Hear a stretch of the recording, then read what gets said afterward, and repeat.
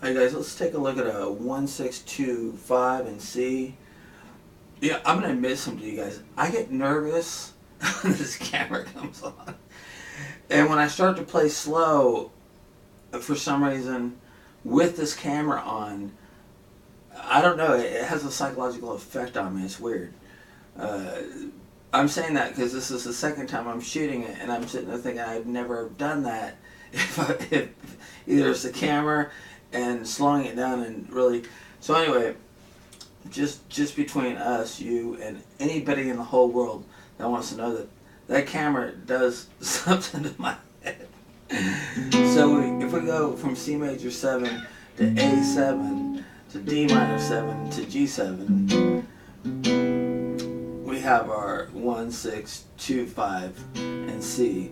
Now, first thing we can do is we can substitute this C major 7 for an E minor 7.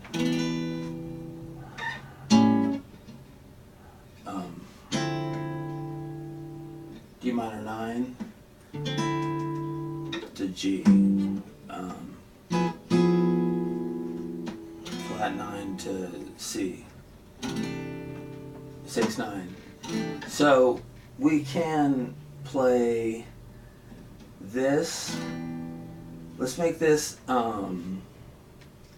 sharp 5 flat 9. So we're gonna go from here.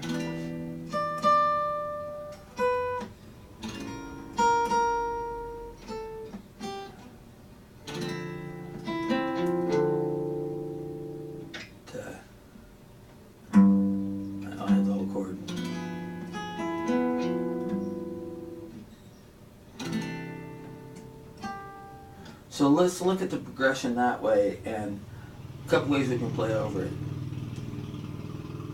Number one, we're going to start. Oh, I thought that was just about someone's going to start along my line. We're going to start by, we can outline the E.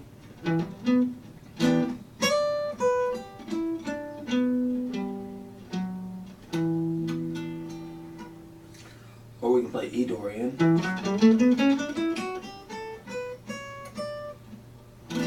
Or E melodic minor.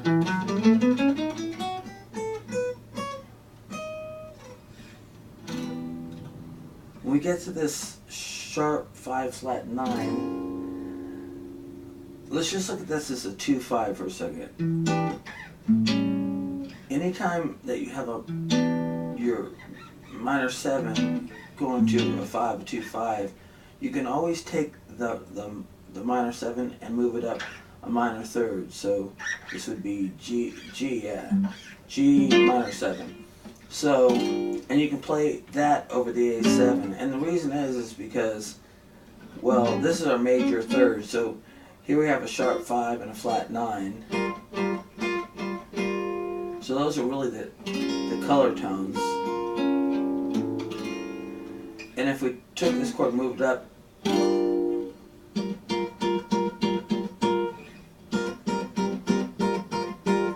it has those tones. So even if we played an A13 and we went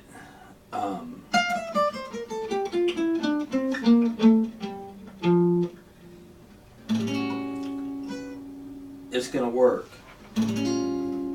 because it's this sound, even an A7.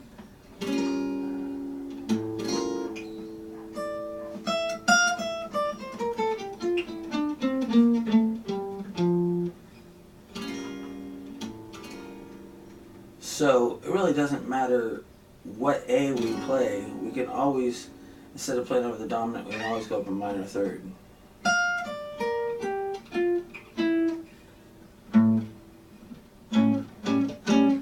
And we can treat it as a minor, so we could play, Dorian.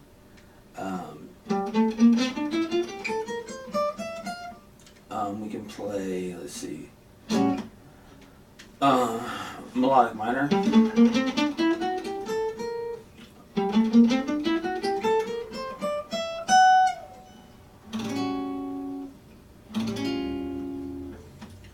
Let's say we're only flat in the 9.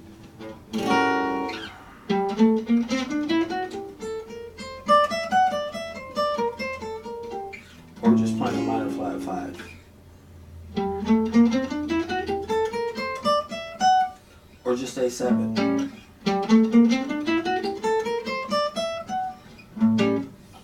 It's gonna, we can always opt, instead of the dominant, we can always play a minor third up over, in this case, G. And if it was a 2-5-1, if it was a 2-5-1 to major, if we look here, we have the minor, we're moving up a minor third over the dominant, and then right above it is D. So we have, you know,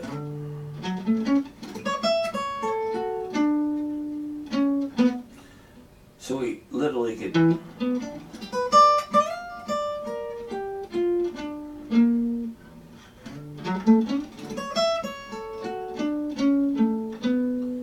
so there, everything really can also be compacted right there. You know, just in case, because this just hit me. If we have 2, 5, 1, we can do it here too. 2, 5. So we can play the 2.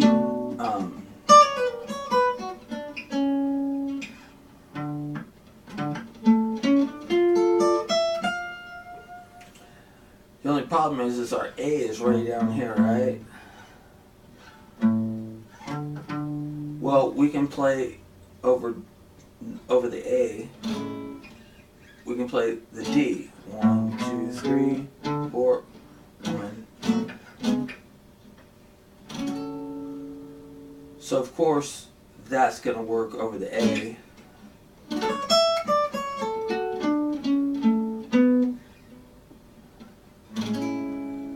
So just in case we get into this situation,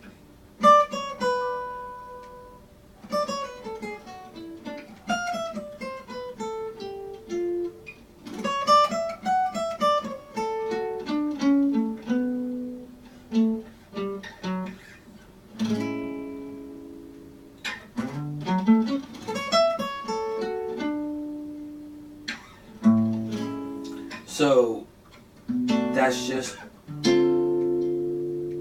you can turn this minor to D major. It's going to be the equivalent of you know, playing the fourth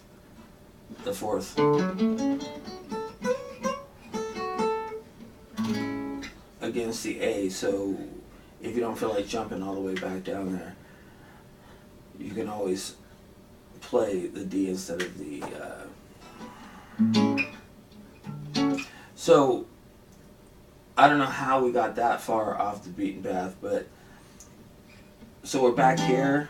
We know we can play that a minor third up. You know, usually with a lot of these altered chords, the Phrygian dominant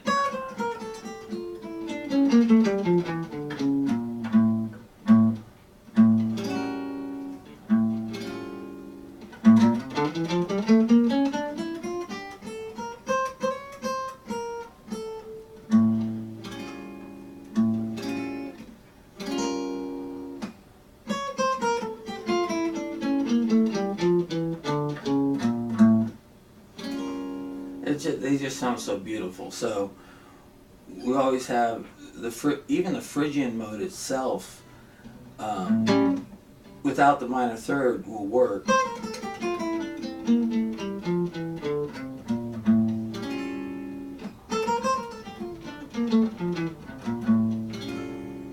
But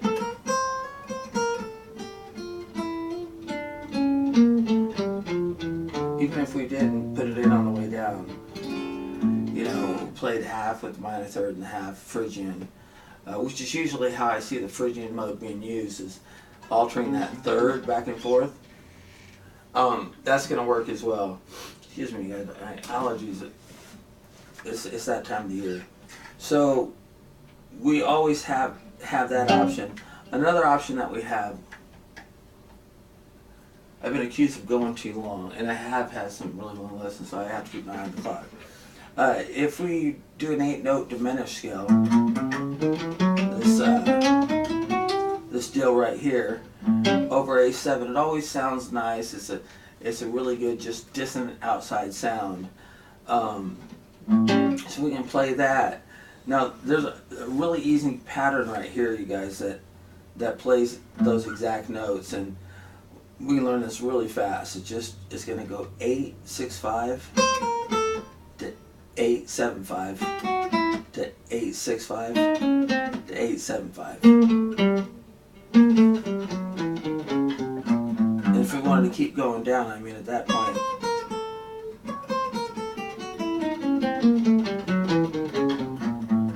it'd be easy enough to just walk it all the way down.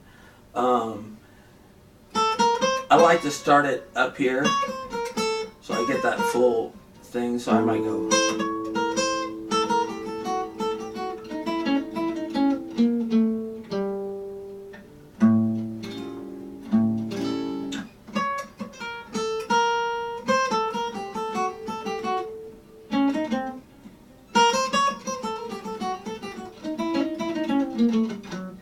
It's so weird playing it slow because it.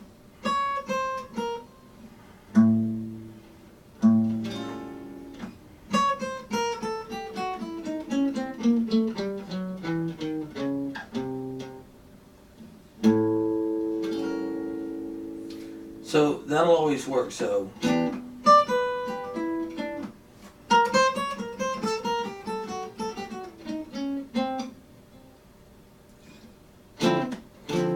after going from that, you can always fragment the chord, like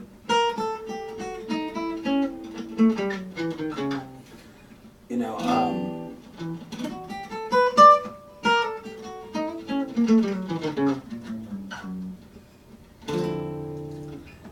know, don't have to play it in order, but this is just such an easy pattern.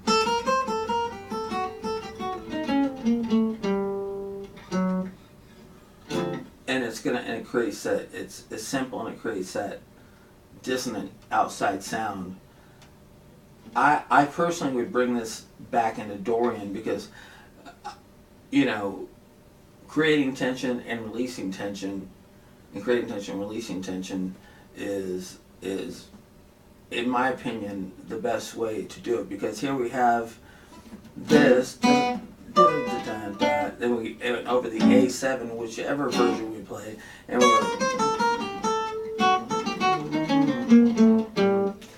I'm going to want to hear something.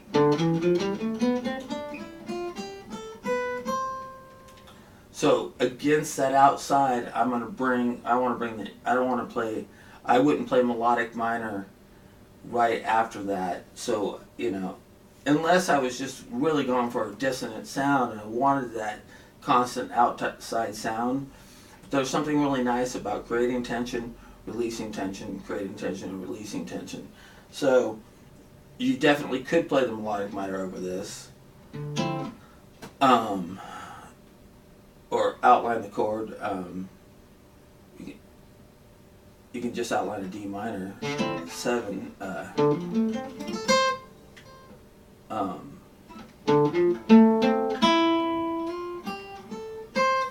I guess I've never done that before, but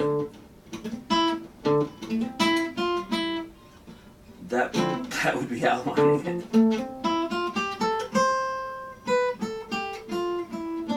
So that, if we really outline that, but anyway, and then we're going to play the melodic minor a half step above the G.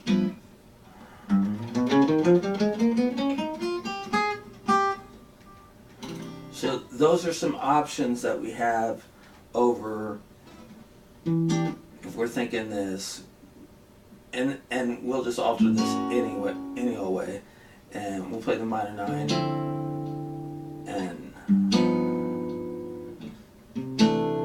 all those ideas are definitely going to work. You guys, this are 1, 6, 2, 5. There's so many positions. Let me think. We have 1, 6. Let me think.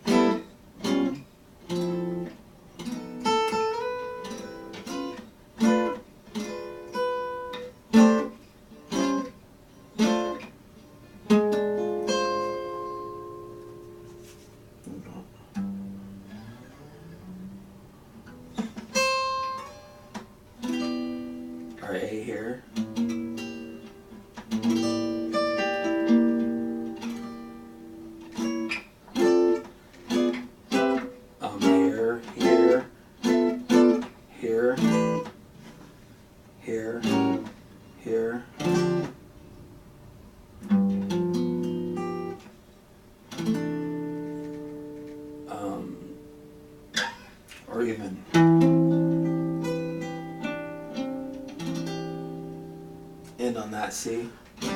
So we have a lot of 1-6-2-5s moving all the way up the bottom section too. And you know, if you guys, it's been 16 minutes, so I'm gonna wrap this up. If you guys want to learn like some of these other chord voicings, I promise you, when you're playing or you're arranging or you're even with a band and you start to hit some of these in place of what you're playing, it's gonna really broaden. You know, we can always broaden our chord vocabulary. So if you guys are interested, I'll probably shoot a lesson on it sooner or later anyway, but I'm kind of bouncing around like, okay, let's, you know, sometimes I'm just teaching how to play a C major chord because, you know, somebody just learning to play guitar, you know, so if you guys leave a comment that you guys, you know, you go, hey, break down that sequence of whatever I was playing down here, I will gladly do it. I just know that I'll get to it sooner or later for sure, but I'll do it sooner than later if you leave a comment below. Because I know it's probably going to be about 20 minutes to break it down. Because when I play like a G major 7 or F major 7, I'm actually thinking D minor 9. And there's also a chord voicing. So, but I know that I can play that.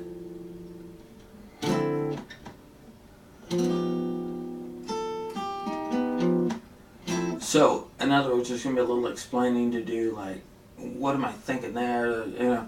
So if you guys want that, those chords, and you're interested, just let me know, and I will get to it much sooner than, I'll make sure that I get it done real soon.